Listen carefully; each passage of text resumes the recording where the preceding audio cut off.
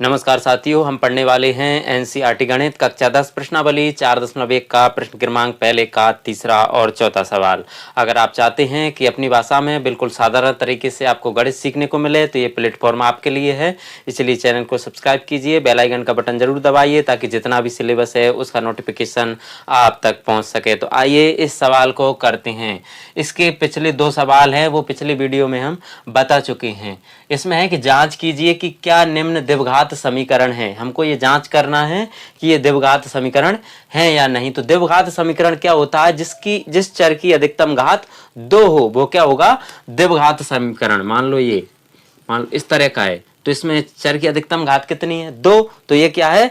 द्विघात समीकरण। मान लो ये है तो इसमें चर की अधिकतम घात कितनी है? कुछ नहीं है तो 1, इसलिए क्या है? ये द्विघात समीकरण नहीं है। इसमें हमें करना क्या है? ये कोष्टक के अंदर बंद है पहले से ही, तो कोष्टक का मतलब होता है गुणा। कोष्टक का मतलब होता है गुणा। तो हम क्या करें? इस x को लिख लें, ये पीछे वाला पूरा लिख लें, x + 1। अब ये -2 को लिखेंगे, इस पीछे वाले को पूरा लिख लेंगे, ये बराबर लगाएंगे, यहाँ पर भी ये x लिखेंगे और ये पीछे वाला है x + 3, इसको ऐसा कैसा लिख लेंगे। अब -1 लिखेंगे, इसके बाद ये पीछे वाला x + 3 ऐसा कैसा लिख लेंगे। कोष्टक का मतलब होता है गुणा। तो x का x से गुणा होगा तो क्या हो जाएगा? x²। x का 1 से गुणा होगा तो x से कम x, -2 का x से गुणा होगा तो 2x, 2 का 1 से गुणा होगा तो 2 कम 2, ये माइनस प्लस क्या हो जाएगा? माइनस, बराबर x का x से होगा तो हो जाएगा x², x का 3 से होगा तो हो जाएगा प्लस के 3x, माइनस 1 का x से होगा तो हो जाएगा x और 1 का 3 से होगा तो हो जाएगा 3 कम 3, माइनस प्लस के हो जाएगा माइनस। अब क्या करते हैं? इस सब को हम इधर ले आते हैं तो क्या हो गया? x² + x - 2x, इसको ऐसा कैसे ही लिख लेते हैं। अब इसको इधर लाएंगे तो x² किसका हो जाएगा? माइनस का, उसके बाद 3x किसका हो जाएगा? माइनस का, x आएगा ये प्लस का हो जाएगा और 3 आएगा तो ये प्लस का हो जाएगा, बराबर 0। अब देख लेते हैं कि कौन सा, ये x² किसका है? प्लस का है और ये माइनस का है, तो ये आपस में कट गए कि यहाँ कितना बचा है? 2x में से 1x प्लस का घट जाएगा तो माइनस का x बचा, माइनस का 2, और यहाँ पर क्या बचा? 3x में से 1x घट जाएगा तो यहाँ पर बचेगा माइनस के 2x और प्लस 3 बराबर 0। तो अब क्या होगा? ये माइनस का x है और ये माइनस का 2x है, तो ये माइनस माइनस जुड़ जाएगा तो ये हो जाएगा माइनस के 3x, और 3 ये 2 क्या है? माइनस का है और 3 है प्लस का, तो ये बड़ी संख्या में से छोटी घट जाएगी तो 3 में से 2 घट गया तो कितना बचा? 1। अब ये आंसर आया है हमारा। इसमें चर की अधिकतम घात कितनी है? 1, इसलिए क्या ये द्विघात समीकरण नहीं है, क्योंकि इसकी चर की अधिकतम घात क्या है? 1 है, 2 नहीं है। तो अब क्या लिखेंगे? अतः ए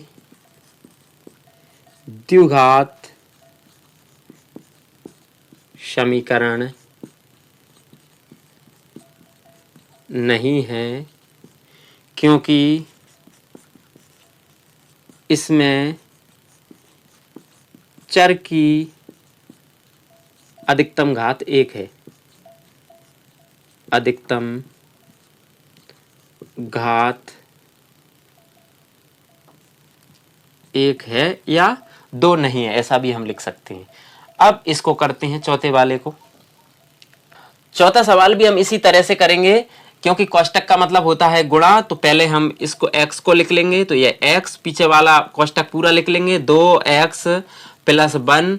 अब ये माइनस का 3 लिखेंगे, फिर पीछे वाला कोष्टक पूरा लिख लेंगे, 2x + 1 बराबर x का x से गुणा होगा तो हो जाएगा x² और x का 5 से गुणा होगा तो हो जाएगा 5x।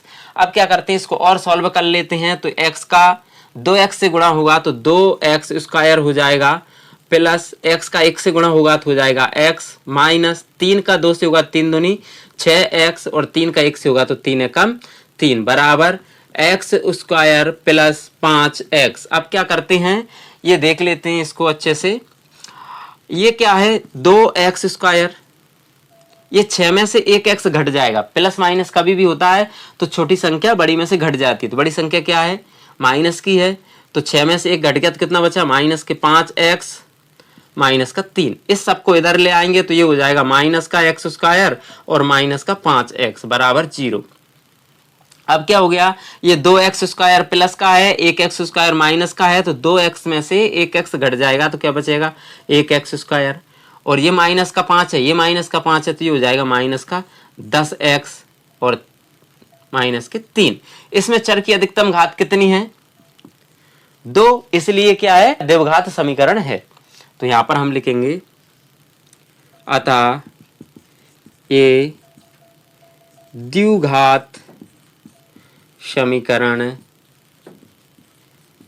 है क्योंकि इसमें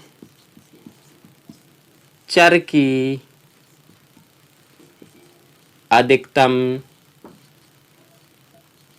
घात 2 है। जिसमें चर की अधिकतम घात 2 होती है वो क्या होता है द्विघात समीकरण। तो इस तरह से हम ये 2 सवाल कर चुके हैं, आप चाहें तो इसका स्क्रीनशॉट भी ले सकते हैं।